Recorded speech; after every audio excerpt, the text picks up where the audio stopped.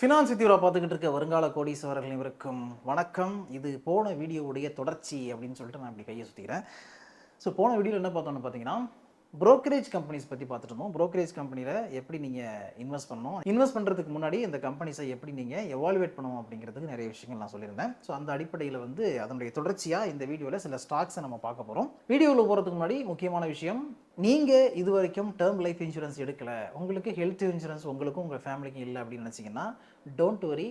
ஸ்க்ரீனில் தெரியிற நம்பருக்கு உங்களுடைய டீட்டெயிலை வாட்ஸ்அப் பண்ணுங்கள். எங்களுடைய டீம் அதை ரொம்ப நல்லா உங்களுக்கு பண்ணி கொடுப்பாங்க. brokerage கம்பெனிஸில் பெரிய அளவில் பிஸ்னஸ் பண்ணிகிட்டு இருக்க கம்பெனிஸ் எல்லாம் லிஸ்ட் ஆகலை. ஜெரோதா மாதிரியான கம்பெனிஸ் எல்லாம் லிஸ்ட் ஆகலை. அதெல்லாம் நான் லிஸ்டிங்கில் தான் இருக்குது. ஐபிஓ வந்தாங்கன்னா நல்லாயிருக்கும்.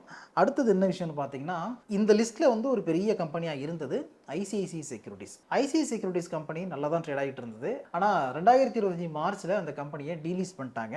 டீலீஸ் பண்ணிட்டு ஐசிஐசிஐ பேங்குடைய ஹோலி ஓன்டு சப்சிடரி கம்பெனியாக மாற்றிட்டாங்க. அதுக்கப்புறம் ஒரு குறிப்பிட்ட ரேஷியோஸில் யாரெல்லாம் ஐசிஐசிஐ செக்யூரிட்டிஸ் ஹோல்ட் பண்ணிட்டு இருந்தாங்களோ அவங்களுக்கு ஷேரை பிரித்து கொடுத்தாங்க. ஓகே, இப்போ நம்ம அதை அப்படியே விட்டுட்டு இந்த வீடியோவில் நம்ம டிஸ்கஸ் பண்ண போகிறது எதுன்னு பார்த்தீங்கன்னா, மோனார்க் நெட்வொர்த் அப்படிங்கிற ஒரு கம்பெனி, IIFL செக்யூரிட்டிஸ், ஷேர் இந்தியாங்கிற கம்பெனி, மாஸ்டர் ட்ரஸ்ட்டுங்கிற கம்பெனி, அதுக்கப்புறம் 5 பைசா. ஸோ மோனார்க் நெட்வொர்க் எடுத்துக்கிட்டிங்கன்னா, இவங்க retail broking, investment banking, wealth and third party product விற்கிறது, portfolio management service, institutional equities, alternative investment funds, debt capital market எல்லாமே பண்ணுறாங்க. So Monarch Networth capital company ஒரு discount broker கிடையாது. இவங்க full service கொடுக்குற broker. இது சின்ன கம்பெனி தான். இதுக்கு முன்னாடி போன வீடியோவில் பார்த்த மாதிரிலாம் பெரிய கம்பெனி எல்லாம் இது கிடையாது. ஸோ இவங்களுடைய டோட்டல் கிளைண்ட் சைஸே பார்த்தீங்கன்னா கிட்டத்தட்ட ஒரு 3 lakhs and above அந்த மாதிரி தான் இருக்கும். அண்ட் ஆக்டிவ் கிளைண்ட்ஸ் என்எஸ்சியில் 55, 60, 60,000 அந்த ரேஞ்சில் தான் இருக்கும். அடுத்து நம்ம பார்க்குறது IIFL செக்யூரிட்டிஸ். IIFL செக்யூரிட்டிஸ் எடுத்துக்கிட்டிங்கன்னா இவங்களும் ஒரு ஃபுல் சர்வீஸ் புரோக்கர் தான்.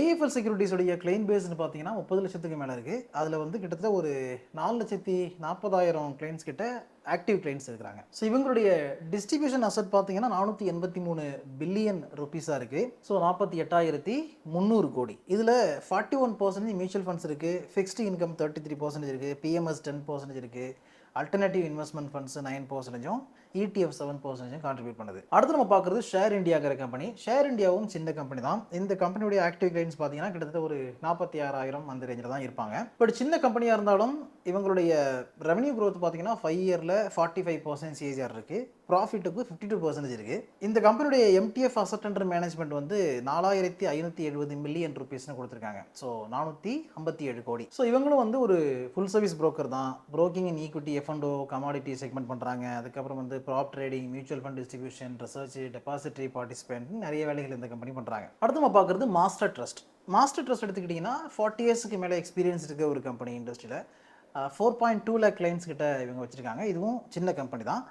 இந்த கம்பெனியுடைய கிளைண்ட் பேஸ், அதாவது ஆக்டிவ் கிளைண்ட் பேஸ் பார்த்தீங்கன்னா ஒரு 63,000க்கு மேலே இருக்குது. ஸோ மாஸ்டர் ட்ரஸ்ட்டுங்கிற கம்பெனியும் ஒரு ஃபுல் சர்வீஸ் புரோக்கர் தான். அடுத்து நம்ம பார்க்குறது 5 பைசா. 5 பைசா ஒரு டிஸ்கவுண்ட் புரோக்கர். இப்போ ஜெரோதா மாதிரி இவங்க டிஸ்கவுண்ட் புரோக்கர். 5 பைசாவுடைய கஸ்டமர் பேஸ் பார்த்தீங்கன்னா 50.8 லட்சமாக இருக்குது. கஸ்டமர் அக்விசிஷன் 78,000 அப்படின்னு கொடுத்துருக்காங்க. அதுக்கப்புறம் இந்த கம்பெனியுடைய ரெவன்யூ 793 மில்லியனாக இருந்திருக்கு. 2025 கணக்குப்படி பார்த்தா ஆக்டிவ் கிளைண்ட்ஸ் 49.2 மில்லியன் கொடுத்துருக்காங்க. ஓகே, இப்போ ஒவ்வொரு கம்பெனியுடைய ரிசல்ட் பார்த்துட்டு ஃபண்டமெண்டல்ஸ் பார்ப்போம். Q3 ரிசல்ட் பார்த்தீங்கன்னா மோனார்க் கம்பெனிக்கு 91 கோடி ரெவன்யூ. இவங்களுடைய ஆப்ரேட்டிங் ப்ராஃபிட் 64 கோடியாக இருந்திருக்கு.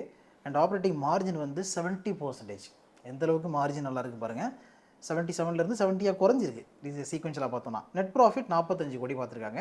இந்த 45 கோடிங்கிறது கன்சிக்யூட்டிவாக மெயின்டைன் ஆகிட்டே இருக்கு. இந்த கம்பெனியுடைய share holding pattern, promoter holding 53க்கு மேலே இருக்குது, FIS ஹோல்டிங் 1.4 இருக்குது, ரிட்டைல் ஹோல்டிங் 44க்கு மேலே இருக்குது, DSD ஹோல்டிங் 0.15 இருக்குது. ஸோ ஃபண்டமெண்டல்ஸ் பார்ட் அப்படின்னு வரும்போது 2,300 கோடிக்கு மேலே மார்க்கெட் கேப் இருக்குது.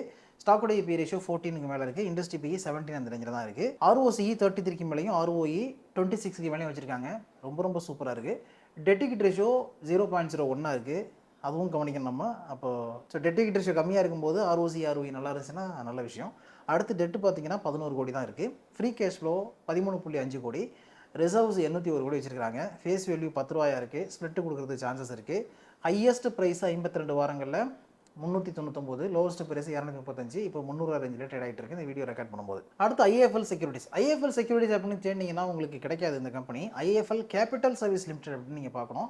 ஏன்னா IIFL 2 இருக்குது. IIFL ஃபினான்ஸ்னு ஒன்று இருக்குது. அவங்க கம்ப்ளீட்டாக NBFC. அது IIFL கேபிட்டல் சர்வீஸில் தான் இந்த பிஸ்னஸ் வருது, புரோக்கிங் இந்த மாதிரியான பிஸ்னஸ் வருது. ஸோ IIFL கேபிட்டல் சர்வீஸை பொறுத்த வரைக்கும் 586 கோடி ரெவன்யூ, 190 கோடி ஆப்ரேட்டிங் ப்ராஃபிட், 32% மார்ஜின் வச்சிருக்காங்க. அதுக்கப்புறம் இந்த கம்பெனியுடைய நெட் ப்ராஃபிட் பார்த்தீங்கன்னா 188 கோடியாக இருந்திருக்கு. ஷேர் ஹோல்டிங் பேட்டர்ன் 30%க்கு மேலே ப்ரொமோட்டர் ஹோல்டிங் இருக்கு, எஃப்ஐஎஸ் ஹோல்டிங் 16க்கு மேலே இருக்கு, டிஎஸ் ஹோல்டிங் 5க்கு மேலே இருக்கு, ரிட்டைல் ஹோல்டிங் 47க்கு மேலே இருக்கு. இந்த கம்பெனியுடைய மார்க்கெட் கேப் 9000 கோடிக்கு மேலே இருக்கு. ஸ்டாக் பி ரேஷியோ 17க்கு மேலே இருக்கு, இண்டஸ்ட்ரி பி 17 அந்த ரேஞ்சில் தான் இருக்கு. ROCE 33க்கு மேலே இருக்கு, ROE 31க்கு மேலே இருக்கு, டெட் ஈக்விட்டி ரேஷியோ 0.62 இருக்கு. இது மூணையும் வச்சு பார்க்கும்போது இந்த விஷயத்தில் எக்ஸலண்ட்டாக இருக்கு. டெட் வந்து 1742 கோடி தான். ரிசர்வ்ஸ் 2749 கோடி வச்சிருக்காங்க. ஃப்ரீ கேஷ் ஃப்ளோ 922 கோடி ப்ளஸில் தான் இருக்குது. ஃபேஸ் வேல்யூ ₹2 இருக்குது. 52 வாரங்களில் ஹையஸ்ட் பிரைஸ் எவ்வளோனா 411, லோவஸ்ட் பிரைஸ் 207, இப்போது 310 ரேஞ்சில் ட்ரேட் ஆகிட்டு இருக்கு. அடுத்து நம்ம பார்க்குறது ஷேர் இந்தியா செக்யூரிட்டிஸ். இந்த கம்பெனி 305 கோடி ரெவன்யூ பார்த்துருக்காங்க, 133 கோடி ஆப்ரேட்டிங் ப்ராஃபிட், 43% ஆப்ரேட்டிங் மார்ஜின், அதுக்கப்புறம் 81 crore இவங்களுடைய நெட் ப்ராஃபிட்டாக இருந்திருக்கு. ப்ராஃபிட்டும் க்ரோ ஆயிருக்கு, மார்ஜினும் இயர் ஆன் இயர் க்ரோத் வந்து நல்லா இருக்கு. அதாவது 37லேருந்து 43 க்ரோ ஆயிருக்கு. ஷேர் ஹோல்டிங் பேட்டர்ன் பார்த்தீங்கன்னா ப்ரொமோட்டர் ஹோல்டிங் 48க்கு மேலே இருக்கு, எஃப்ஐஎஸ் ஹோல்டிங் 1.5 இருக்கு, டிஎஸ் ஹோல்டிங் 0.47 இருக்கு, ரிட்டைல் ஹோல்டிங் 49 இருக்கு. ஷேர் இந்தியாவுடைய மார்க்கெட் கேப் 3200 கோடிக்கு மேலே இருக்கு. ஸ்டாக் பி ரேஷியோ 13க்கு மேலே இருக்கு, ROCE 19க்கு மேலேயும் ROE 14க்கு மேலே இருக்கு, ரெண்டுமே டீசெண்டாக இருக்கு. டெட் ஈக்விட்டி ரேஷியோ 0.17, டெட் வந்து 359 கோடி, ஃப்ரீ கேஷ் ஃப்ளோ 13 கோடி நெகட்டிவ்ல இருக்கு. ரிசர்வ்ஸ் 2056 கோடி வச்சிருக்காங்க. ஃபேஸ் வேல்யூ ₹2 இருக்கு. 52 வாரங்களில் highest price 211, lowest price 115, and current price வந்து 140 அந்த ரேஞ்சில் ட்ரேட் ஆகிட்டு இருக்கு. அடுத்து நம்ம மாஸ்டர் ட்ரஸ்ட்டை பார்க்குறோம். மாஸ்டர் ட்ரஸ்ட் வந்து 137 கோடி ரெவன்யூ பார்த்துருக்காங்க Q3ல. இந்த கம்பெனியுடைய ஆப்ரேட்டிங் ப்ராஃபிட் 61 கோடி, 45% மார்ஜின், 43லேருந்து 45 இம்ப்ரூவ் ஆயிருக்கு. சீக்வன்ஷியலாக பார்த்தீங்கன்னா 47லேருந்து 45 குறைஞ்சிருக்கு. அண்ட் நெட் ப்ராஃபிட் வந்து 32 கோடி. ஷேர் ஹோல்டிங் பேட்டர்ன் பொறுத்த வரைக்கும் ப்ரொமோட்டர் ஹோல்டிங் 71க்கு மேலே இருக்கு, எஃப்ஐஎஸ் வந்து 0.02 தான் வச்சிருக்காங்க, டிஏஎஸ் 0.05 தான் வச்சிருக்காங்க, அப்புறம் ரிட்டைல் ஹோல்டிங் 28 இருக்கு. மார்க்கெட் கேப் 960 கோடிக்கு மேலே இருக்கு. ஸ்டாக் பி ரேஷியோ 8 தான், இண்டஸ்ட்ரி பி 17 இருக்கு. அப்போ இது வரைக்கும் கண்ணுக்கு தெரியாமல் இருக்குன்னு அர்த்தம். ROCE 30க்கு மேலே இருக்குது, ROE 23க்கு மேலே இருக்குது. டெட் ஈக்விட்டி ரேஷியோ 0.22, எவ்வளோ கடன் 163 கோடி, இந்த விஷயங்களில் பெட்டராக இருக்குது. அதுக்கப்புறம் ஃபேஸ் வேல்யூ ₹1 இருக்கு. ரிசர்வ்ஸ் 741 கோடி வச்சிருக்காங்க. ஃப்ரீ கேஷ் ஃப்ளோ நெகட்டிவ்ல இருக்கு, 40 கோடி நெகட்டிவ்ல இருக்கு. ஹையஸ்ட் பிரைஸ் 52 வாரங்களில் 174, லோவஸ்ட் பிரைஸ் 55, இப்போ 78 அந்த ரேஞ்சில் ட்ரேட் ஆகிட்டு இருக்கு. அடுத்து நம்ம பார்க்குறது 5 பைசா. ஸோ இந்த கம்பெனியுடைய ரிசல்ட் பார்த்தீங்கன்னா சேல்ஸ் வந்து 79 கோடி, ஆப்ரேட்டிங் ப்ராஃபிட் 27 கோடி, ஆப்ரேட்டிங் மார்ஜின் 34%, அதுக்கப்புறம் நெட் ப்ராஃபிட் வந்து 12 crore. நெட் ப்ராஃபிட் வந்து டிக்ளைன் ஆயிருக்கு, 16லேருந்து 12 டிக்ளைன் ஆயிருக்கு. ஆப்ரேட்டிங் ப்ராஃபிட் அண்ட் ஆப்ரேட்டிங் மார்ஜினும் ஸ்லைட் டிக்ளைன் ஆயிருக்கு. ஷேர் ஹோல்டிங் பேட்டர்னை பொறுத்த வரைக்கும் ப்ரொமோட்டர் ஹோல்டிங் 32க்கு மேலே இருக்கு, எஃப்ஐஎஸ் ஹோல்டிங் 12க்கு மேலே இருக்கு, டிஎஸ் ஹோல்டிங் 0.01 இருக்கு, அண்ட் ரிட்டைல் ஹோல்டிங் வந்து 54க்கு மேலே இருக்கு. ஃபண்டமெண்டல் பார்த்தீங்கன்னா 1500 கோடிக்கு மேலே மார்க்கெட் கேப் இருக்கு, 34க்கு மேலே பி ரேஷியோ இருக்கு, ROCE 13க்கு மேலேயும் ROE 11க்கு மேலே இருக்கு, டெட் ஈக்விட்டி ரேஷியோ 0.46 இருக்கு, டெட் 291 கோடி, ரிசர்வ்ஸ் 596 கோடி வச்சிருக்காங்க. ஃப்ரீ கேஷ் ஃப்ளோ 90 கோடிக்கு மேலே வச்சிருக்காங்க.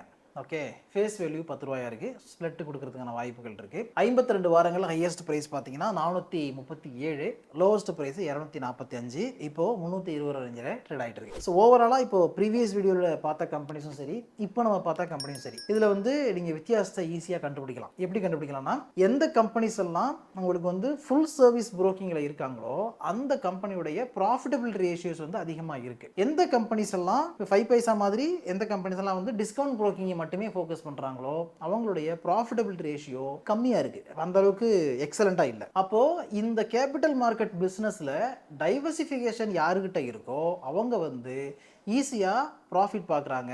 அவங்களுடைய ஆப்ரேட்டிங் மார்ஜின், எபிட்டா மார்ஜின் நல்லா இருக்கு, நல்ல ரெவன்யூ ஜென்ரேட் பண்ண முடியுது அப்படிங்கிறது வந்து நமக்கு புரியுது இல்லையா. இப்போ இந்த 5 ஸ்டாக்கை நீங்கள் எடுத்துக்கிட்டிங்கன்னா மோனார்க் நெட்வொர்த் பொறுத்த வரைக்கும் எக்ஸ்ப்ளோசிவ் க்ரோத் இருக்கு, ஹை மார்ஜின், மல்டிபேக்கர் பொட்டன்ஷியல் இருக்க மாதிரி தெரியுது. IIFL செக்யூரிட்டிஸ் பார்த்தீங்கன்னா இவங்களுடைய ப்ராஃபிட்டபிலிட்டியும் ஸ்ட்ராங்காக தான் இருக்கு, அண்ட் ஆல்சோ டிவிடெண்டும் கொடுக்குறாங்க.